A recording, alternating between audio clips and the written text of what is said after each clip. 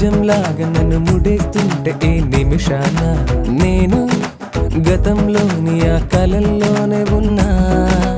నువ్వు ప్రతిసారి నీ ప్రపంచంలో నన్ను చూస్తున్నా. నేను అదే పనిగా నిన్ను వెలేస్తూనే ఉన్నా.